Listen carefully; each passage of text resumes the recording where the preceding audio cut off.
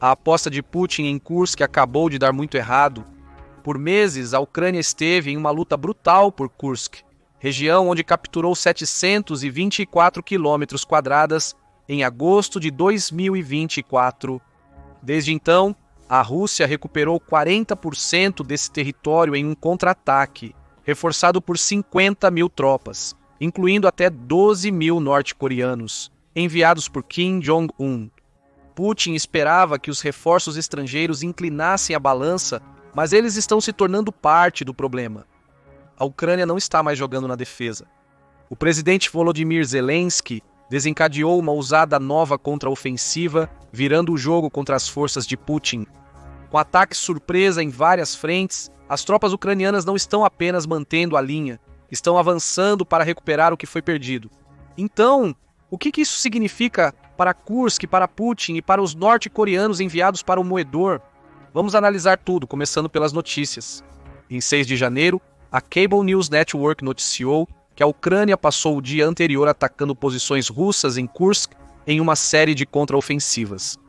A notícia foi confirmada por Andriy Kovalenko, chefe do Centro Ucraniano de Combate à Desinformação, que disse à emissora que a Ucrânia estava lançando ataques surpresa em toda a região de fronteira.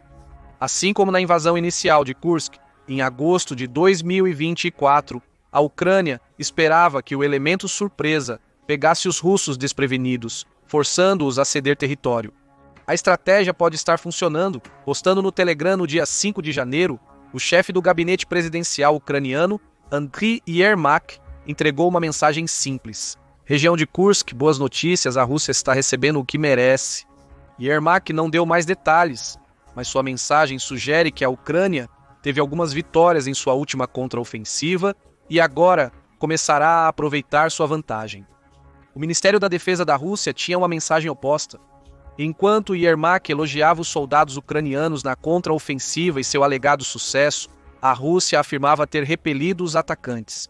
O Ministério da Defesa declarou que a Rússia tomou uma ação decisiva, com apoio de unidades de artilharia e aviação. Essa ação supostamente destruiu as principais forças ucranianas reunidas na aldeia de Berdian, a apenas 15 quilômetros da fronteira ucraniana, preparando-se para a contraofensiva. A Rússia impediu as forças armadas ucranianas de avançar, afirmou o ministério, sugerindo que a postagem de Yermak no telegrama era falsa. É difícil determinar quem está sendo honesto neste momento. A Cable News Network informou que não pôde confirmar os relatos sobre a nova contraofensiva ucraniana até o momento. Porém, é possível compreender melhor alguns blogs russos que abordam os ataques. De acordo com a Cable News Network, diversos blogs confirmaram os confrontos do dia 5 de janeiro e relataram que as tropas ucranianas estavam se movendo para o norte em direção a Berdian. Um blog afirmou que a Ucrânia havia lançado reservas na nova contraofensiva de Kursk. Observou-se também que a Ucrânia adotou uma abordagem inteligente em seu contra-ataque. Segundo o blog, para a ruptura, as forças armadas da Ucrânia cobriram a área com potentes sistemas de guerra radioeletrônica, prejudicando a operação dos drones russos. De acordo com um blog, os tanques e a artilharia russa estão ativamente engajados contra o inimigo, mas a maioria das batalhas envolve armas pequenas. Outro blog russo afirmou que o combate iniciou a partir de Sudza, com a Ucrânia desembarcando paraquedistas na região para auxiliar suas tropas. Nesta ofensiva, o inimigo utiliza varredores de minas, tanques e outros blindados, segundo o blogueiro. Então, a única coisa que podemos afirmar com certeza é que a contraofensiva está em andamento. E o uso da palavra avanço pelo primeiro blogueiro russo sugere que a Ucrânia teve muito mais sucesso do que o Ministério da Defesa da Rússia gostaria que o mundo acreditasse. Outras fontes trazem mais detalhes sobre a contraofensiva. O relatório do The Guardian sobre os ataques da Ucrânia mostrou imagens de colunas blindadas atravessando campos nevados em direção à aldeia de Bolshoi Soldatsko, a nordeste de Sudza.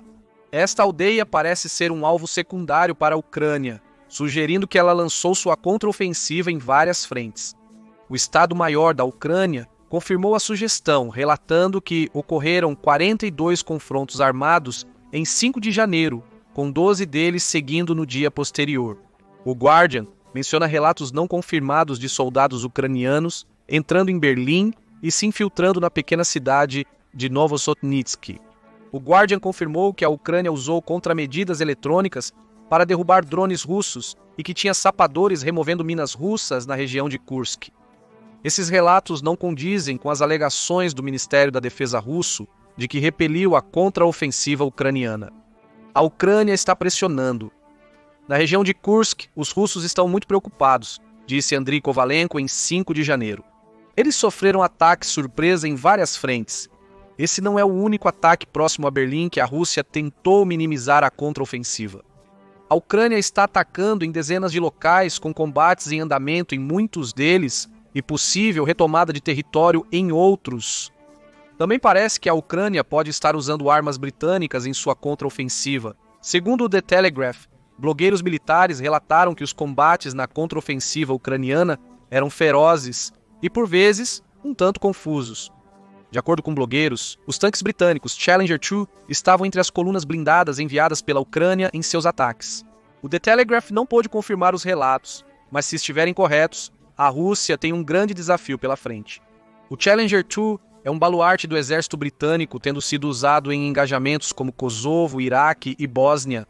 O primeiro lote foi construído em 1986, com o tanque tripulado por 4 pessoas, sendo um dos mais modernos na guerra da Ucrânia. Ele vem com uma arma principal L-30A, um de 120 mm estriada, que pode carregar 47 rodadas, junto com uma metralhadora L-94A, um de 7 mm e 62 que pode disparar a uma taxa aterrorizante. É também uma besta surpreendentemente rápida, com o tanque sendo capaz de viajar a até 36,6 mph, apesar de pesar 62,5 toneladas quando carregado com sua tripulação.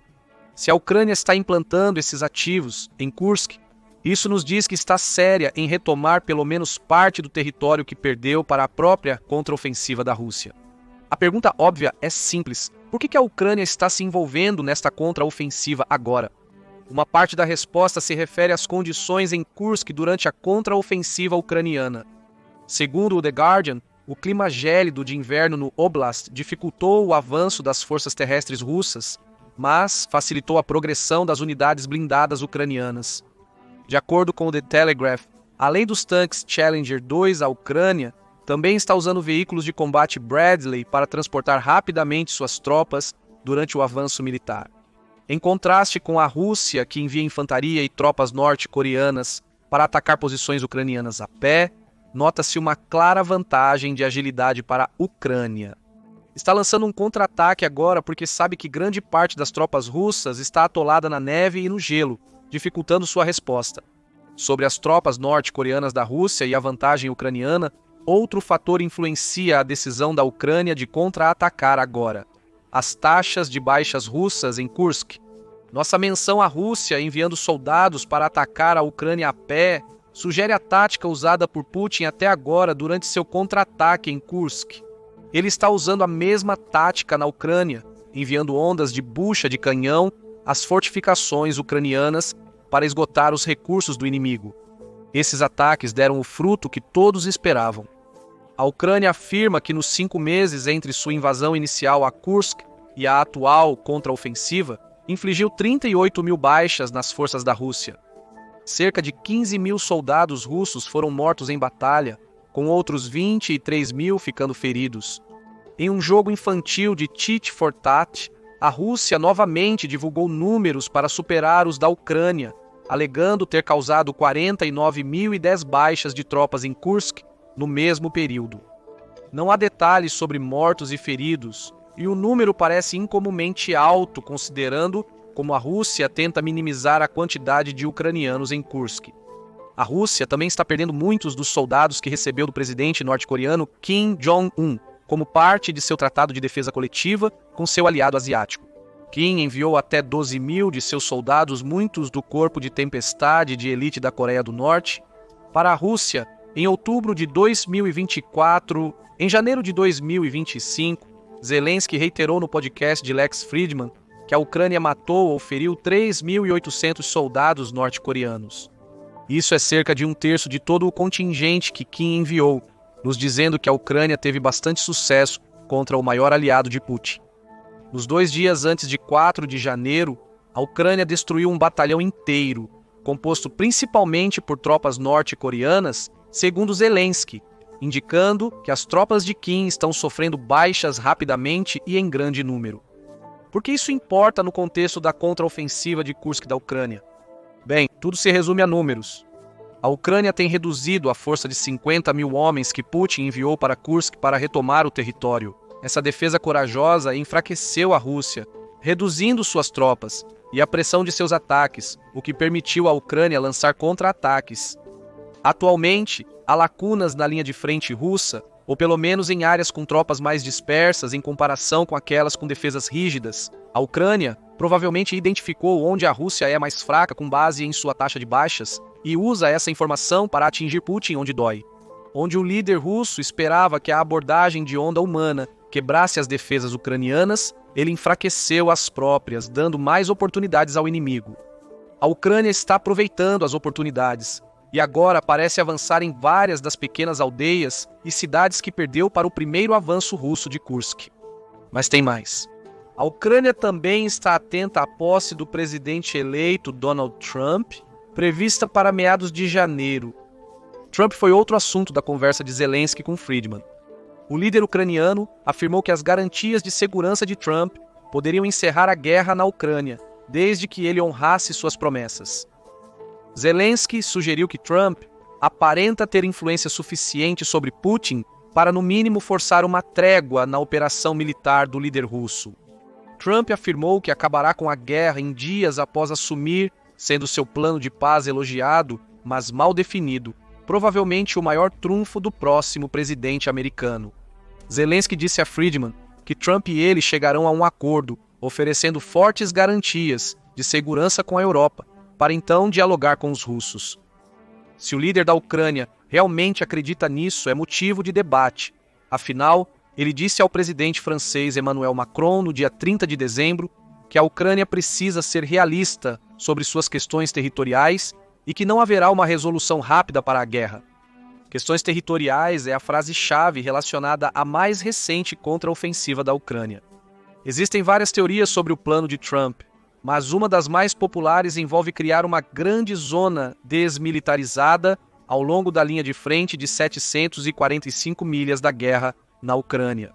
Tropas europeias irão patrulhar essa zona. Sugeriu-se soldados poloneses, alemães, britânicos e franceses, com os Estados Unidos da América mantendo uma postura mais distante. Tanto a Ucrânia quanto a Rússia teriam que concordar com as condições de um cessar-fogo, com a zona impedindo que qualquer um ataque o outro.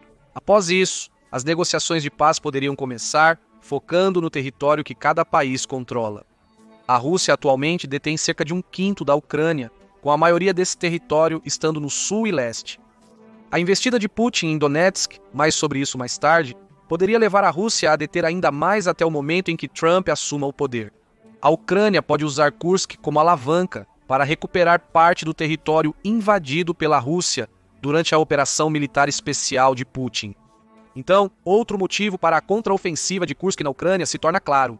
Apesar das perdas de soldados, Putin está tendo algum sucesso em seu esforço para retomar Kursk.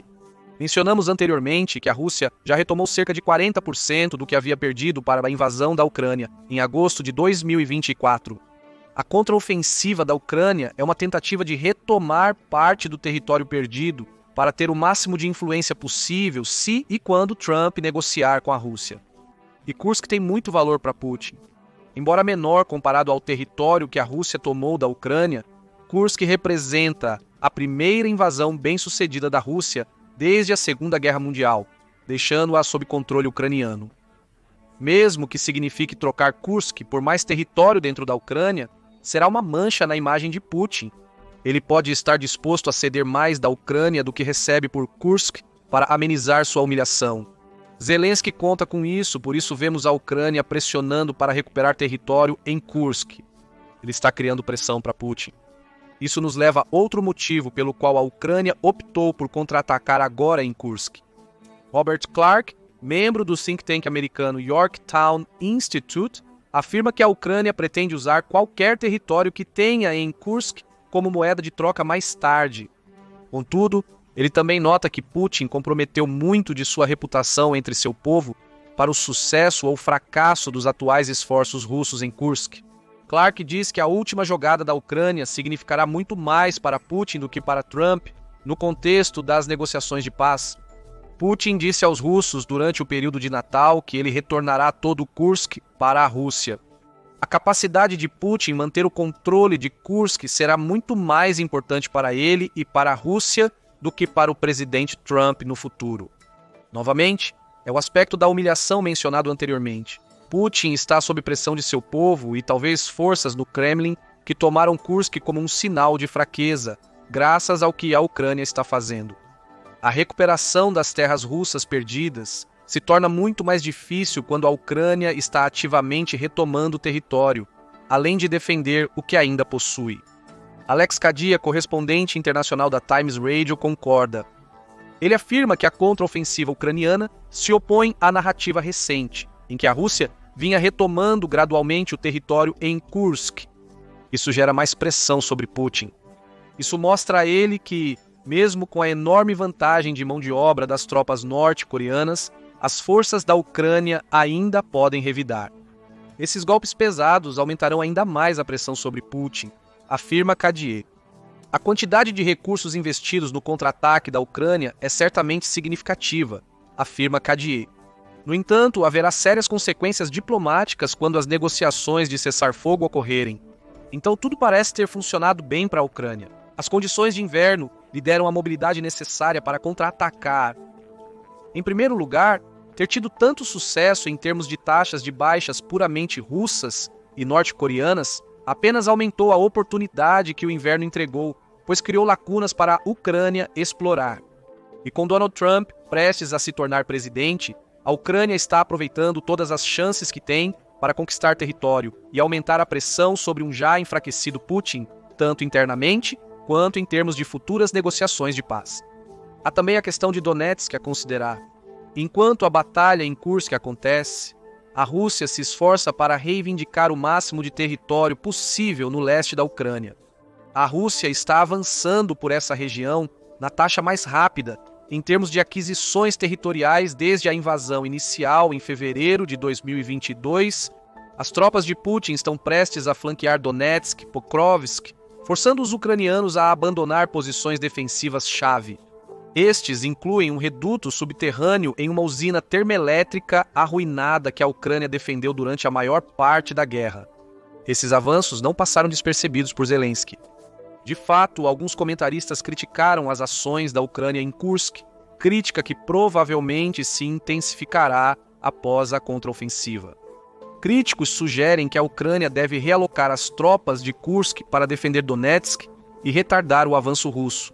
O comandante em chefe das forças militares da Ucrânia, Oleksandr Syrskyi, afirma que a operação em Kursk forçou a Rússia a redirecionar tropas que seriam enviadas para Donetsk.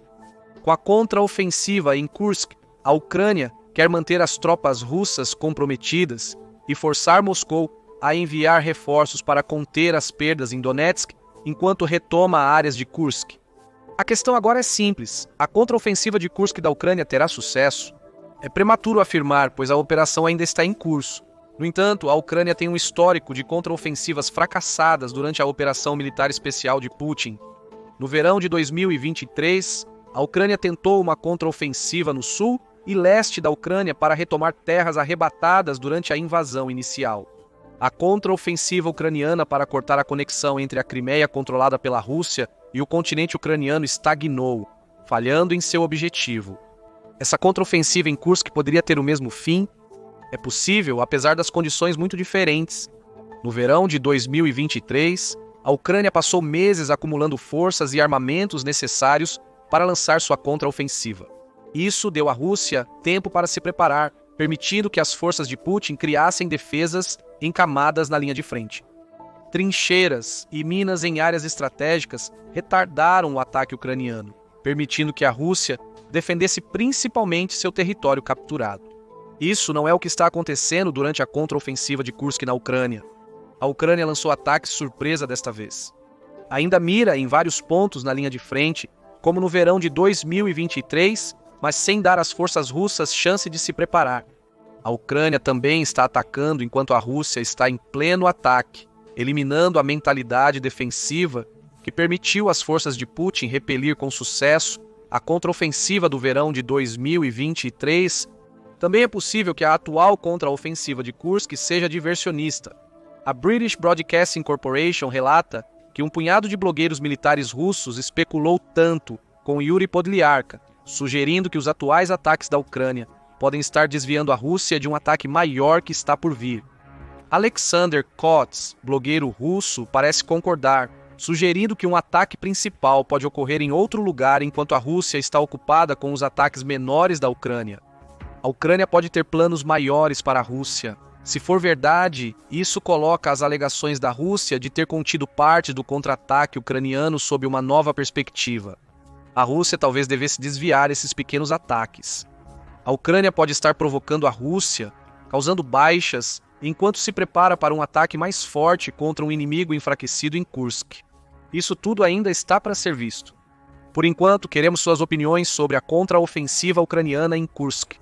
É a última tentativa da Ucrânia de manter seus territórios antes de Trump assumir a presidência?